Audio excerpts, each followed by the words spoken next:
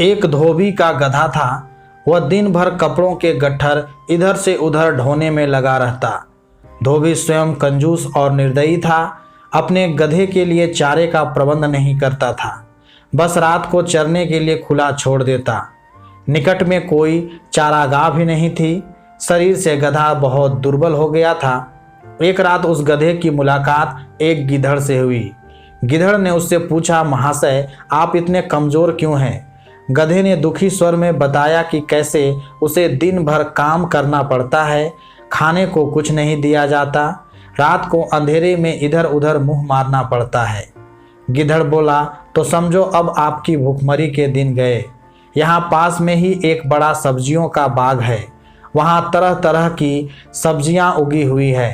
खीरे, ककड़ियाँ, तोरी, गाजर, मूली, सलजम और बैंगनों की बहार है। मैंने बाड़ तोड़कर एक जगह अंदर घुसने का गुप्त मार्ग बना रखा है। बस वहाँ से हर रात अंदर घुसकर छुपकर खाता हूँ और सेहत बना रहा हूँ। तुम भी मेरे साथ आया करो। लार टपकाता गधा गिधड़ के साथ हो गया।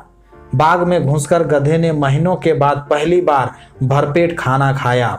दोनों रात भर बाग में ही रहे और पौ फटने से पहले गिधड़ जंगल की ओर चला गया और गधा अपने धोबी के पास आ गया।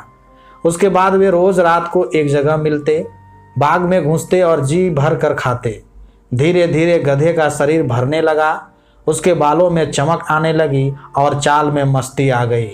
वह भूखमरी के दिन बिल्कुल भूल गया।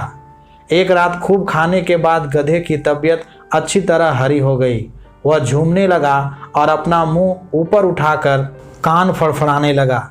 गिधड़ ने चिंतित होकर पूछा, मित्र, यह क्या कर रहे हो? तुम्हारी तबीयत तो ठीक है? गधा आंखें बंद करके मस्त स्वर में बोला, मेरा दिल गाने का कर रहा है। अच्छा भोजन करने के बाद गाना चाहिए।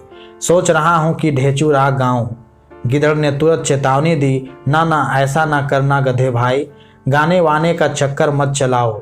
यह मत भूलो कि हम दोनों यहाँ चोरी कर रहे हैं। मुसीबत को न्योता मत दो। गधे ने टेढ़ी नज़र से गिधड़ को देखा और बोला, गिधड़ भाई, तुम जंगली के जंगली रहे, संगीत के बारे में कुछ नहीं जानता, केवल अपनी जान बचाना जानता हूँ। तुम अपना बेसुरा राग अलापने की जिद छोड़ो, उसी में हम दोनों की भलाई है। गधे ने गिधड़ की बात का बुरा मानकर हवा में दुलत्ती चलाई और शिकायत करने लगा, तुमने मेरे राग को बेसुरा कहकर मेरी बेइज्जती की है। हम गधे शुद्ध शास्त्रीय लय में रेंकते हैं, वह मूर्खों की समझ में नहीं आ सकता। गिधड़ बोला, गधे भाई, मैं मूर्ख जंगली सही, पर एक मित्र के नाते मेरी सलाह मानो, अपना मुंह मत खोलो, बाग के चौकीदार जाग जाएंगे। गधा हंसा, अरे मूर्ख गिधड़, मेरा राग सुनकर बाग के चौकीदार तो क्या, बाग का मालिक भी फूलों का हार लेकर आएगा और मेरे गले में डालेगा। गिधड़ ने चतुराई से काम लिया और हाथ जोड़कर बोला, गधे भाई, मुझे अपनी गलती का एहसास हो गया है। तुम महान गायक हो। मैं मूर्ख गिधड़ भी तुम्हारे गले में डालने के लिए फूलों की माला लाना चाहता हूँ। मेरे जाने के 10 मिनट बाद ही तुम गाना शुरू करना, ताकि मैं गायन समाप्त होने तक फूल मालाएं लेकर लौट सकूं। गधे ने गर्व से सहमति में सिर हिलाया। गिधड़ वहां से सीधा जंगल की ओर भाग गया। गधे ने उसके जाने के कुछ समय बाद मस्त होकर रेंकना शुरू किया।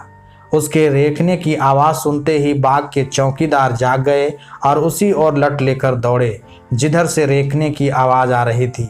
वहां पहुंचते ही गधे को देखकर चौकीदार बोला, यही है वह दुष्ट गधा जो हमारा बाग चर रहा था।